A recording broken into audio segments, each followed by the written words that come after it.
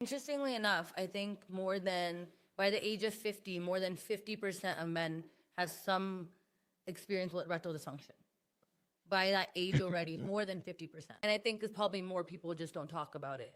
So, Right? These are the studies that they've collected, is that more than 50% of men are struggling with erectile dysfunction and sexual health by the age of 50.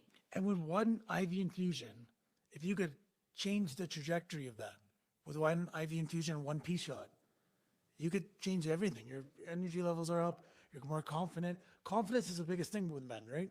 well, I agree. And that's why I'm hoping that people listen to this and they realize, hey, you're not the only one. A lot of people have these questions. I have these questions. Sean has these type of questions. There aren't many people I know that are tougher than Sean. It's okay to have these questions and concerns and want to get help and get treated. It's not a bad thing to try and improve yourself physically, emotionally, mentally, functionally. How do they do this without all of a sudden they're like, oh, he's going and getting treated and the stigma that goes with? So I guess my question for you to answer that question is, do men feel, when it comes to sexual health, do they feel more comfortable with a male provider versus a female? If you were going to go in and say get a P shot, would you want it to be a male that's giving you the injection, or would you want a female?